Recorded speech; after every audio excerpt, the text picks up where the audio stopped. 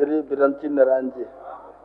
सभापति महोदय, यह सभा राज्य सरकार से अभिस्ताव करती है कि वह नवनिर्मित बोकारो एयरपोर्ट जो बनकर तैयार है और जहां सभी एयरपोर्ट उपकरण और संयंत्र जैसे एटीसी, फायर फाइटिंग सिस्टम इत्यादि अधिष्ठापित हो गए हैं, में एम्बुलेंस की व्यवस्था करवाते हुए और एयरपोर्ट के परिधि के 5 किलोमीटर के अंदर अवस्थित अवैध बूचड़खानों एवं मांस का व्यापार करने वालों को फ्लाइट ऑपरेशन के सुरक्षा कारणों से हटवाते हुए यथाशीघ्र शुरू करावें, ताकि बोकारो से आरसीएस के तहत कमर्शियल फ्लाइट शुरू हो सके और इसका लाभ आसपास के जिलों के नागरिकों को भी मिल सके।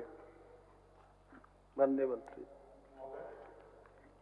उत्तर में लास्ट पैरा में लिखा हुआ है और उपायुक्त के द्वारा चिट्ठी किया गया है, वहां पर बुच्चर खाना मांस व्यापारी सबको हटाने के लिए जो है आदेश दिया है विभागीय, और मुझे लगता है कि बहुत जल्दी हट जाएगा और सारी प्रक्रिया जो है और पालन किया गया है, और ये जब हट जाएगा तो बहुत जल्दी हमको लगता है कि क्या बोलते हैं घर का आवागमन भी होने लगेगा। माननीय अध्यक्ष महोदय, मैं आपके ध्यान में, सदन के ध्यान में बताना चाह रहा हूं महोदय कि बहुत ही वरिष्ठ मंत्री हैं माननीय संसदीय कार्य मंत्री जी, और आज से लगभग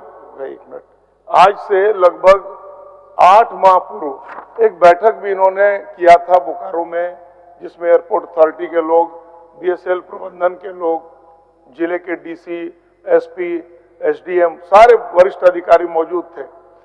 महोदय 2018 में आरसीएस स्कीम के तहत इसका शिलान्यास हुआ। 6 साल हो गए महोदय, और 6 साल में हम 1-2 कदम चलते हैं, फिर 1 कदम हम लौट आते हैं, फिर कभी 2 कदम चलते हैं, 1 कदम लौट आते हैं। पूरे बोकारो और आसपास के जिलों की जन भावना है कि बोकारो में एयरपोर्ट शुरू हो। महोदय, मुझे जवाब भी मिला है और मैं आपके ध्यान में दिलाना चाहता हूं महोदय, माननीय मंत्री जी को, कि जवाब दिया है कि एरोड्राम लाइसेंस हेतु सेल द्वारा डीजीसीए भारत सरकार नई दिल्ली के कार्यालय में आवेदन समर्पित किया गया है। महोदय, आप पता कर लीजिए, मैं आपको फैक्ट बता रहा हूं कि आपको पॉल्यूशन के लिए एनओसी लेना है, वो मिला नहीं है। आपको महोदय इन्वायरमेंटल क्लियरेंस लेना है, वो आपको मिला नहीं है। तो जब पॉल्यूशन, मैं अभी 5 दिन पहले जो मेंबर सेक्रेटरी हैं पॉल्यूशन के, उनसे मिला था कि हमारा पॉल्यूशन आप एनओसी कर दीजिए। तो महोदय, जब पॉल्यूशन का क्लियरेंस नहीं मिला, इन्वायरमेंटल क्लियरेंस नहीं मिला, तो भारत सरकार में अप्लाई कैसे होगा? जवाब भ्रामक है महोदय। मेरा 2-3 बात और कहना है, मैं आपको सहयोग करना चाहता हूं, क्योंकि एक सकारात्मक कार्य है और उसमें राजनीति से हटके हम लोगों को चर्चा करनी चाहिए, ताकि हमारा काम हो, एयरपोर्ट वहां शुरू हो। महोदय, आखिर एक बार में पूरा चेकलिस्ट क्यों नहीं बनता है महोदय? अभी बात आई है कि फ्लैश लाइट लगाना है सतनपुर पहाड़ी में। अगर ये शुरू से चेकलिस्ट बन जाता तो अभी तक तो कब का फ्लैश लाइट बन जाता। अभी डीसी साहब ने चिट्ठी दिया है, अब चिट्ठी डीसी साहब ने दिया है महोदय 1-1.5 महीना पहले, तो स्वाभाविक रूप से उसमें समय लगेगा। अभी महोदय उसके आगे दो गाड़ी खरीदना था महोदय, एसीएफटी वाहन 2 खरीदना था, एक ही क्यों खरीदा है महोदय? दूसरे के लिए फिर अप्लाई किया गया है। इसके अलावा महोदय एक एम्बुलेंस की खरीदारी करनी है। अब जो एम्बुलेंस की खरीदारी करनी है, तो वो एम्बुलेंस क्यों नहीं खरीदाया? उसको भी राज्य सरकार को खरीदना है। माननीय मंत्री महोदय जब अपनी अध्यक्षता में बैठक कर रहे थे, तो ये सारे विषय उस समय भी आए थे महोदय। मेरा आपसे बहुत विनम्र आग्रह है, माननीय अध्यक्ष महोदय आसन पर आ गए हैं, आपसे मेरा आग्रह है कि एक यहां से निर्देश जाए डीसी को महोदय, तभी गाड़ी आगे बढ़ेगी। और डीसी हर महीने की प्रगति रिपोर्ट नागर विमानन सचिव के माध्यम से सरकार को दे महोदय। दीपिका मैडम खड़े हैं क्या महोदय?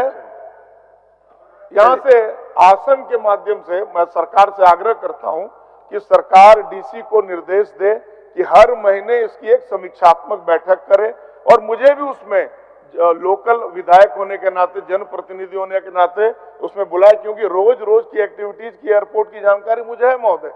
तो कहाँ क्या कमी बेसी है मैं वहां पे उनको गाइड कर सकता हूं।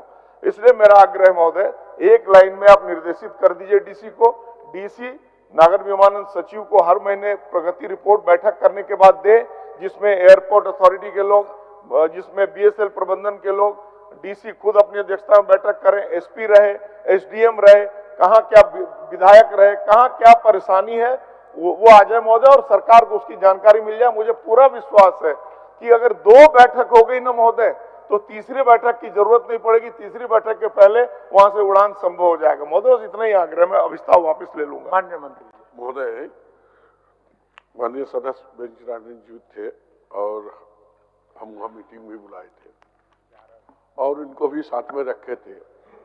सारे निर्देश आपके सामने, बीसीएल हो, एसपी, डीसी, सारे लोग का, और विमानन जो पदाधिकारी होते उसको भी बुलाया गया था और टाइम टू टाइम आपके साथ इंडक्शन करके काम को आगे बढ़ाने के लिए बोला गया था।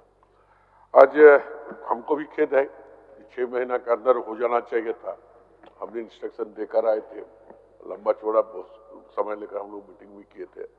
तो जो अभी कमी है, जैसे बोले एनओसी नहीं मिला पोल्यूशन का, तो वो हमको थोड़ा आप भेज दीजिए, हम डीसी को चिट्ठी लेकर तत्काल इस काम को कराए। मैं आपका आभार व्यक्त करता हूं महोदय। मैं तो आपको लिखित रूप में दे दूंगा, कोई परेशानी नहीं है। लेकिन महोदय, जिला प्रशासन की जो जवाबदेही महोदय, जिले में डीसी नए आ गई हैं, नई डीसी आ गई हैं, आप महोदय सिर्फ एक लाइन की चिट्ठी यहाँ से उनको भेज दीजिए कि हर महीने आप समीक्षात्मक बैठक करके सरकार को। अभी कमी क्या, जैसे 2 एम्बुलेंस खरीदना था, 1 एम्बुलेंस खरीदा गया। इस तरह का जो कमी है, अब 2-4 बात उठाए ना, अभी एनओसी नहीं मिला है, जबकि इसमें जिक्र नहीं मिला। तो वो जो कमी है, एनओसी नहीं मिला और कुछ नहीं मिला, क्या क्या लेना है, तो वो कमी हमको खाली दे दीजिए, हम अपने से चिट्ठी लिखेंगे अपना पेट से। ठीक है महोदय, मैं आपको देखता हूँ और अपना विस्तार वापस लेता हूँ महोदय। बहुत बहुत धन्यवाद बेनीचि नारायण जी।